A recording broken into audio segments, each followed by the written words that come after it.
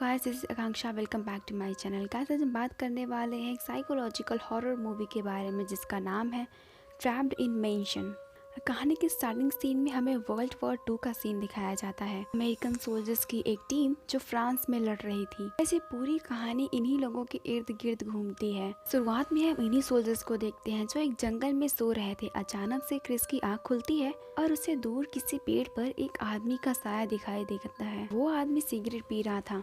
Chris अपनी gun उठाने की कोशिश करता है, लेकिन उसे पता था कि उसे पहले से भी टारगेट किया गया है। तो फिर वो अपनी आंखें बंद कर लेता है और जब वो आंखें खोलता है तो उसके सामने कोई नहीं था।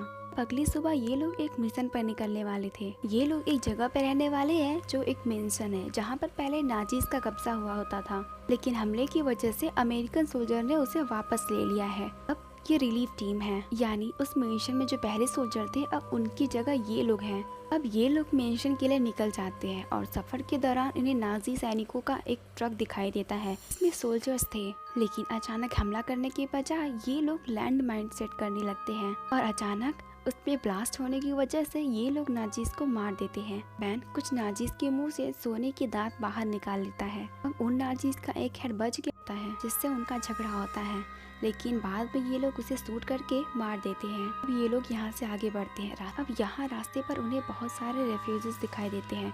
टोनी इन्हें देखकर बहुत दुखी हो गया था क्योंकि ये लोग अब बेघर हो गए थे। तो टोनी उन्हें एक कोड देता है जो उसने नाजियों से छीना हुआ वो कोड दे देता है और वो उसे उन सभी सोने के दांत भी दे देता है जो उसने उनके मुंह से निकाला था। ये औरत उसकी उदारता देखकर स्पीचलेस हो जाती है। खैर, इसके बाद ये टीम उस मेंशन में पहुंच जाती है। वहाँ के जो सोल्जर थे वो तो कब से तैयार बैठे थे यहाँ से निकलने के लिए।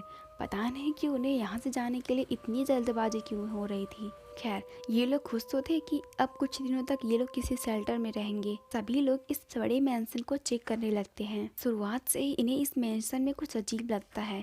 जैसे टाइलर बेसमेंट में होता है तो उससे वहाँ कुछ फील होता है, कुछ पैरानॉर्मल। खुद क्रिस भी कुछ आवाज़ों को नोटिस करता है। इसके अलावा उसे एक जगह दिखती है जहाँ पे कुछ जले हुए कपड़े थे।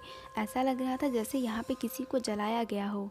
खैर, जब रात में ये लोग सभी एक साथ बैठे हुए थे तब वो लोग किसी बारे में बात कर रहे थे, मगर तभी ऊपर के फ्लोर से कुछ आवाजें सुनाई देती हैं जिसे चेक करने के लिए ये लोग ऊपर जाते हैं। क्रिस और बेन ये दोनों जब ऊपर चेक करने के लिए जाते हैं तो कुछ लम्हों के लिए इन्हें ऊपर किसी का साया दिखता है एक कर्टन के पीछे, जैसे कोई फांसी से लटक, लेकिन अगले ही पल वो साया गायब हो जाता है। अब यहाँ दोनों ही डर गए थे। उन्हें समझ नहीं आ रहा था कि आखिर उन्होंने क्या देखा है। और वहीं उन्हें फ्लोर पर नाखूनों से बनाए हुए कुछ निशान भी दिखते हैं। ये लोग काफी कंफ्यूज थे। नीचे जाकर फिर से बात करने लगते हैं कि एग्जैक्टली उनके साथ हो क्या रहा है। ये लोग भूत प्रेत पर भरोसा करते तो है नहीं। अब कुछ देर बाद इन्हें फिर से अजीब आवाजें सुनाई देती हैं। ये आवाजें एक पैटर्न में थी। क्रिस काफी स्मार्ट था और वो अपने साथियों से कहता है कि मुझे लगता है कि ये एक मार्स कोड है। तुझी नामी सोल्जर उसे डिकोड करने लगता है। लिखा था आई हैव नो लेग्स, यानी कि मेरी टांगे नहीं है। और तभी चिमनी से मरा हुआ जानवर गिरता है। इससे ये सभी लोग बहुत ज्यादा डर जाते हैं। इसके बाद ये सभी लोग अपनी अलग अलग रूम में सोने के लिए चले जाते हैं। टॉमी बाहर की पहरेदारी कर रहा था और तभी गार्डन में उसे किसी का साया नजर आता है, लेकिन दोबारा चेक करने पर वहाँ कोई नहीं था। वो फिर से चेक करने के लिए बाहर जाता है, लेकिन जब उसे कोई नजर नहीं आता तो वो वापस अंदर आ जाता है। अब बेन डॉल वाले रूम में सोने की कोशिश करता है, लेकिन तभी उसे बहुत सारी आवाजें सुनाई देती हैं जिससे वो सो नहीं पाता। और इधर यूजीन बेसमेंट में सोने जाता है जहाँ उसे एक नोटबुक मिलती है जिसमें लिखा था कि कैसे नाजीज ने यहाँ पर रहने वाली फैमिली को टॉर्चर किया और फिर उन्हें मार दिया। यूजीन यहाँ ये भी नोटिस करता है कि अचानक उस फोटो से उस फैमिली की पूरी पिक्चर गायब हो जाती है, जिसे कुछ देर पहले उसने इसी पिक्चर में देखा था। अगले दिन ये सभी लोग किचन में इकट्ठा होते हैं और रात में होने वाली उस अजीब घटना के बारे में बात कर रहे होते हैं। और तभी टोनी उन्हें मैसेज देता है कि यहाँ पर इन वापस लेने के लिए नाजियों की एक छोटी टोली आ रही है, तकरीबन 50 सैनिक, और उन्हें लगता है कि शायद हमें ये जगह छोड़ देनी चाहिए क्योंकि ये उनके मुकाबले बहुत ही कम थे। ये सिर्फ 5 ही थे।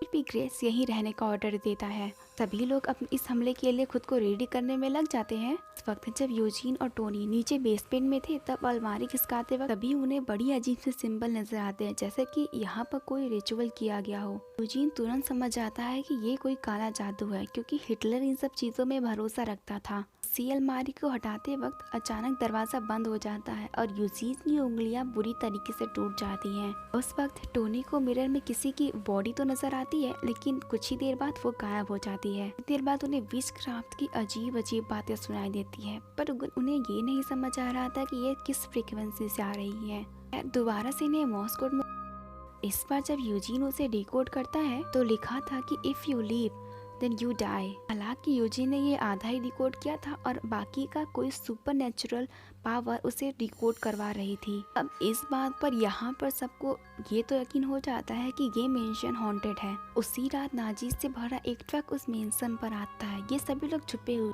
वो सोल्जर ज्यादा चेक नहीं करते और तुरंत वो जानने ही वाले थे कि अंदर मेंशन से बहुत सारी आवाजें आने लगती हैं। इसीलिए वो लोग वापस आते हैं और मेंशन पर अटैक कर देते हैं। यहाँ दोनों के बीच काफ़ी फाइट होती है। ये तो आसानी सी बात है कि अमेरिकन सोल्जर्स ही मारे जाते, लेकिन ऐसा नहीं होता। लड़ाई के दौरान नाजीज ने एक ग्रेनेड मेंशन के अंदर फेंक दिया था और अपने दोस्तों को बचाने के लिए टाइलर उस बॉम्ब पर कूद जाता है। इसकी वजह से वो काफी जख्मी हो जाता है, मगर मरता नहीं। खैर, इसी लड़ाई के बीच यहाँ अजीब अजीब सी घटनाएं होने लगती हैं। बेन देखता है कि एक नाजीज सेना बाथटब में डूबकर मर गया और वहीं टोनी के सामने एक नाजी ऑफिसर खुद को फांसी लगाकर मार लेता है। यूजीन एक जगह पर छुपा हुआ था और तभी एक नाजी सोल्जर आता है उसे मारने के लिए, और जैसे ही वो उसे मारने जाता है तभी उसके सामने एक लेडी आ जाती है और वो जोर जोर से चिल्लाने लगता है और अगले ही पल वो सोल्जर जलने लगता है और वहीं उसकी मौत हो जाती है। उन ईमेल पावर की वजह से ये सभी लोग बच जाते हैं। ये लोग बच जाते हैं। दूसरी तरफ इनका साथी टाइलर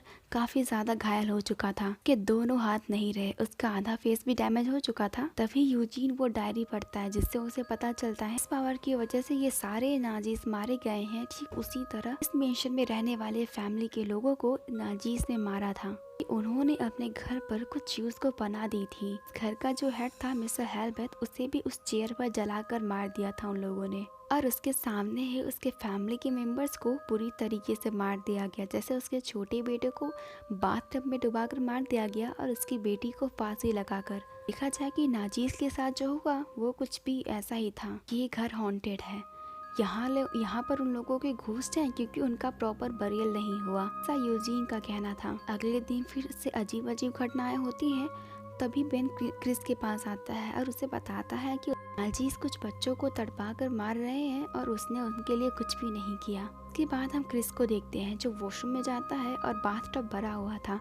वो थोड़ा झुककर कहता है कि मैं तुम्हारी मदद कर सकता हूँ, और तभी उसके पीछे एक बच्चा आ जाता है जो उसे बाथटब में डुबाकर मार देता है। अचानक से क्रिस की आँख खुलती है और वो सपना देख रहा था। इतने में जख्मी टाइलर को होश आ चुका। शायद उसकी हालत ठीक नहीं थी क्योंकि वो बार बार यही कह रहा था कि ये सब सच नहीं है और वो हम थे। क्रिस कहता है कि तुम क्या कहना चाहते हो? वो जवाब देता है कि वो हम थे जिन्होंने ये सब किया है, उन्होंने ये सब किया और तुम्हें याद करना होगा, तुम्हें जागना होगा। इसकी बात तो टाइलर मर जाता है। ये चारों ही इस मेंशन में रह जाते हैं। सबको ये अंदाजा होता है कि यहाँ पर रुकना खतरे से खाली नहीं, और इसीलिए ये लोग वहाँ से निकल जाते हैं। लेकिन काफी दूर तक जाने के बाद इन्हें यही अंदाजा होता है कि वो लोग कब से एक ही रास्ते पर चले जा रहे हैं। जैसे वो बार बार उन रेफ्यूजीज को देख रहे हैं और हर बार वो लोग एक ही रास्ते से गुजर रहे हैं। तो इस बार वो लोग एक जंगल में रुकते हैं और बेथ कहता है कि मुझे ऐसा लग रहा है कि जैसे कई हफ्ते गुजर गए हो, जैसे कि हम मर चुके हैं। सभी को कुछ ना कुछ तो फील हो रहा था, यहाँ कुछ तो गड़बड़ है। अब सभी को ये लगने लगा था कि जैसे वो लोग मर गए हों और ये हेल है, जैसे कि वो अपने डरावने सपने को बार बार जी रहे हैं। उस रात टोनी को एक बुरा सपना आता है जैसे कोई उसे फांसी दे रहा हो, और तभी उसकी आँख खुल जाती है। जमीन पर कोई वर्ड लिखा था जिसे वो मिटा देता है। अब आप यहाँ पर एक पॉइंट रिमेम्बर रखें कि ये सभी लोग एक खास पोजीशन पे सोए हुए हैं। ये बात एंड में क्लियर हो जाएगी और अगले सुबह ये लोग थक हार कर उसी मेंशन में वापस पहुँच और क्रिस डिसाइड करता है कि वो उन लाशों को सही तरीके से दफनाएगा कि ये लूप खत्म हो जाए। उस रात क्रिस फ्लोर पर आटा डाल लेता है जिससे कोई भी अगर चले तो उसे पैरों का निशान वहाँ पे मिल जाए। होता भी कुछ यूँ है कि एक होस्ट उनकी तरफ बढ़ रहा था, वो क्रिस को अपने साथ खींचकर ले जाता है और जब बाकी सब उन्हें बचाने जाते हैं तो वो लाशें भी उन्हें मिल जाती हैं। इसके बाद वो लोग इन लोगों को रस्मों रिवाजों के साथ दफनाते हैं और अब ये लोग इस मेंशन को छोड़कर जाने ही वाले थे कि तभी यूजिन ये बात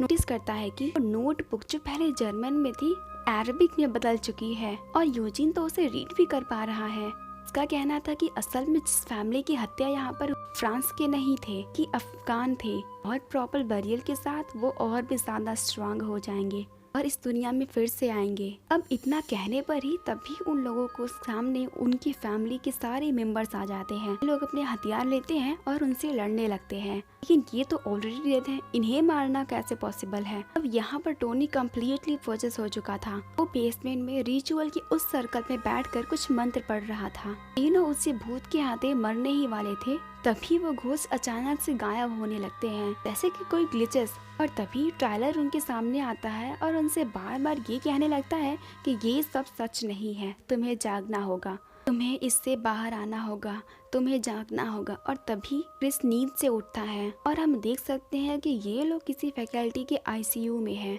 आसपास के बेड के पास उसके साथी भी थे, जिन्हें देखकर ये काफी कंफ्यूज हो जाता है कि सामने एक डॉक्टर भी था। यहाँ कहानी का मेन कॉन्सेप्ट रिवील होता है। असल में यहाँ पर क्रिस और उसके टीम को एक सिमुलेशन ट्रीट दी जा रही थी ताकि इनके दिमाग से जंग की वो बुरी यादें निकल सके कि ये सभी ड्रामा में थे। ये सभी फिजिकली रूप से काफी खराब हो चुके थे और इन्हें एक्सेप्ट करना इनके लिए आसान नहीं था। ये कंपनी इनके साथ हील करने में मदद करती है जिनके साथ जंग में काफी बुरा हुआ हो।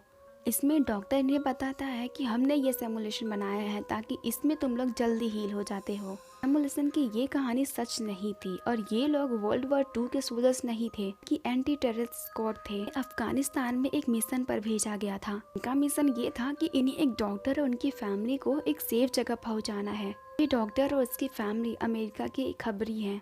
क्रिस और उनकी टीम उस फैमिली को बचाने जाते हैं। तब टोनी घर के बाहर 2 बच्चों को देखता है खेलते हुए, वो उन्हें खिलौने भी देता है। और उनकी टीम जब उन्हें घर से निकालने वाले थे कि तभी वहाँ पे टेररिस्ट आ जाते हैं और उन्हें एक दीवार के पीछे छुपना पड़ता है। अब ये टेररिस्ट उन फैमिली के मेंबर्स को मारने लगे थे बस, और ये लोग कुछ नहीं कर पा रहे थे, सिर्फ खड़े होकर देख रहे थे। ताकि इस बात से इन सबको बहुत दुख होता है। इन सभी लोगों का वैसे ही कत्ल किया गया था जैसा कि हमने उस मेंशन में देखा था। जब क्रिस और उसकी टीम घर से बाहर निकलते हैं तब डॉक्टर की वाइफ, जिसके पास एक बॉम्ब था, वो लेकर ब्लास्ट होने की वजह से क्रिस और उसकी टीम की हालत बहुत बुरी हो जाती है। किसी के हाथ कट जाते हैं, किसी के पैर और किसी के हाफ फेस। इसके बाद उन्हें इस फैकल्टी में लाया गया है। अब आप समझ गए होंगे कि क्यों इस सिमुलेशन में ये सारी बातें चल रही थी। ये लोग बेड पर भी उसी पोजीशन में पड़े हुए थे जैसे कि सिमुलेशन में हमें दिखाया जाता। उस बॉम्ब ब्लास्ट में ये औरत इन सभी को एक कर्स देती है, एक ऐसा कर्स जिन्हें वो अपनी तकलीफों को हेल में भी बार बार फील करेंगे। डॉक्टर उन्हें एक्सप्लेन करता है कि तुम्हें न्यू ट्रीटमेंट दी जा रही है। इस ट्रीटमेंट की वजह से उन्हें वर्ल्ड वॉर के न्यू सिमुलेशन में डाला गया है कि इनका ब्रेन जल्द से जल्द हील हो सके। क्रिस कहता है कि तुम्हारा सिमुलेशन शायद हॉन्टेड है। हमें उस सिमुलेशन में डॉक्टर की फैमिली के घोस्ट दिखाई दे रहे हैं, लेकिन ये डॉक्टर नहीं समझ पाता कि वो डॉक्टर और उनकी फैमिली उस सिमुलेशन में कैसे हैं, क्योंकि उसने तो कोई भी इस तरह की कोडिंग नहीं की। सिमुलेशन में सिर्फ वर्ल्ड वॉर 2 की जानकारी है। तभी क्रिस बताता है कि मरते वक्त उस औरत ने हमें कर्स दिया था। वो श्राप उनके माइंड में बस गया है की वजह से वो डॉक्टर और उनकी फैमिली इन सारे सोल्जर्स को हॉन्ट कर रही है। अब यहाँ ये बातें हो रही थी कि तभी सिमुलेशन के उस स्क्रीन पे उस डॉक्टर की फैमिली दिखाई जाती है। अचानक से फैकल्टी की मशीनें खराब होने लगती हैं। इसे कर्स कह ले या इन लोगों के दिमाग की हालत खराब होने की वजह से क्रिस वापस सिमुलेशन में जाने की मांग करता है कि मुझे अपने साथियों को बचाना होगा, उन्हें समझाना होगा। आखिरकार वहाँ की जो फीमेल डॉक्टर थी वो ना चाहते हुए भी क्रिस को वापस सिमुलेशन में भेज देती है और यहाँ कहानी वहीं से शुरू होती है जहाँ हमने फिल्म के स्टार्टिंग सीन में देखा था। ये सभी वर्ल्ड वॉर 2 के सोल्जर्स हैं और एक जंगल में उसी शेप में सोए हुए हैं और क्रिस को पेट के साथ किसी का साया दिखाई देता है जो सिगरेट पी रहा था। वो अपनी गन लेने वाला था। मतलब यहाँ क्रिस को कुछ भी याद नहीं, वो सब कुछ भूल चुका है और वो फिर से उसी लूप में आ गया। फिर से सब कुछ दोबारा रिपीट होगा। ये लोग बार बार इस सपने को दोहराएंगे क्योंकि उस कर्स ने इनके दिमाग पर पूरी तरह से कब्जा कर लिया है। दोस्तों यहाँ पर ये कहानी खत्म हो जाती है। उम्मीद करती हूँ कि आपको ये कहानी पसंद आया होगा। वीडियो को लेकर अपनी राय ज़रूर दें। गाइस हाल ही में मैंने द गोस्ट हाउस नाम की मूवी एक्सप्लेन की है जो काफ़ी अच्छी है। उसका लिंक मैं आपको एंड स्क्रीन में दे दूँगी। गाइस आज के लिए सिर्फ इतना ही। मिलते हैं किसी नेक्स्ट वीडियो में। तब तक के लिए